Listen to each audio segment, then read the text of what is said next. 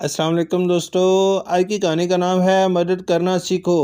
میرا نام شیلا ہے اور سیما میری چچا زاد بہن ہے۔ ہم ایک ہی گھر میں رہتے تھے۔ وہ بہت اچھی فطرت کی مالک ہے۔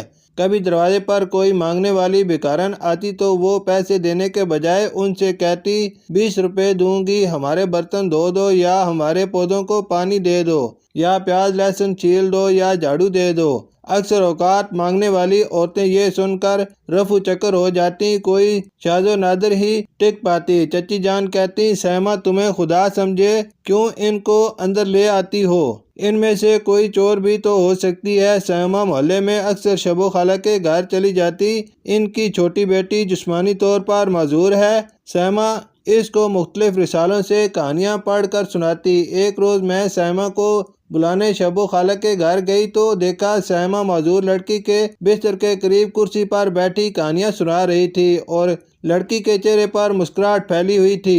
سیما جب گھر واپس آئی تو چچی جان نے ڈانٹ کر کہا، اپنے گھر کا کام تو ہوتا نہیں، دوسروں کی خدمت میں لگی رہتی ہے۔ ان کے خیال میں وہ اپنا وقت برباد کر رہی تھی۔ اسکول میں وقفے کے دوران چھٹی جماعت کی 3 بچیاں اس کے پاس آتی تو وہ ان کو حساب اور سائنس سمجھا دیتی۔ یہ غریب گھرانے کی بچیاں ٹیوشن نہیں پڑھ سکتی تھی۔ مجھے سیما پر بہت غصہ آتا اور کبھی ترس۔ اپنا کھیل کود چھوڑ کر دوسروں کے مسئلے حل کرتی، نہ جانے کب عقل آئے گی۔ چچی جان کو اس کی عادتیں بری لگتی اور باتیں سناتی تو تب بھی وہ اف نہ کرتی، ہنس کر سنتی رہتی۔ میرے اور سیما کے امتحان ہو رہے تھے۔ ہم دونوں دل لگا کر تیاری کر رہے تھے۔ رات کے 10 بجے کا وقت تھا کہ دروازے پر دستک ہوئی۔ دروازہ کھولا تو ہمارے محلے دار اور کلاس فیلو فروہ کھڑی تھی۔ وہ بہت پریشان دکھائی دے رہی تھی۔ کیا بات ہے فروہ؟ سیما نے پوچھا۔ سیما، میں نے بہت محنت سے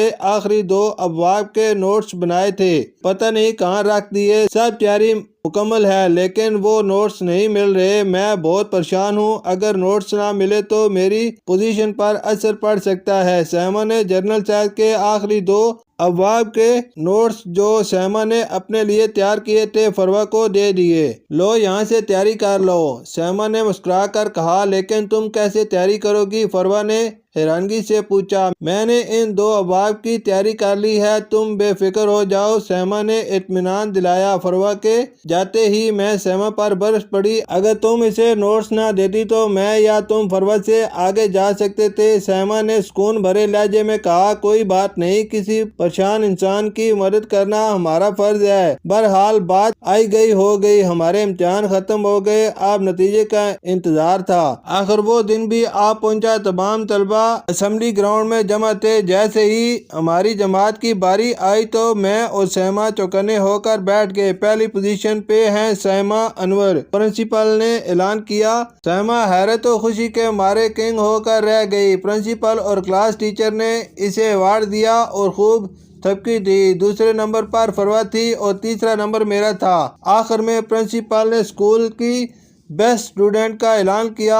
اور وہ کون تھی؟ جی وہ تھی سیما۔ پرنسپل نے سیما کی حوصلہ افزائی کرتے ہوئے کہا، اس بچی میں بہت صلاحیت ہے، اس میں دوسروں کی خدمت کا جذبہ ہے، یہ اثار کا پیکر سب کے لیے قابل تقلید نمونہ ہے، انشاءاللہ یہ بچی بہت آگے جائے گی۔ پرنسپل نے سیما کی پیٹھ پر تھپکی دی۔ سیما کو ایوارڈ دیا گیا اور پرنسپل نے 2000 روپے بطور انعام دیے۔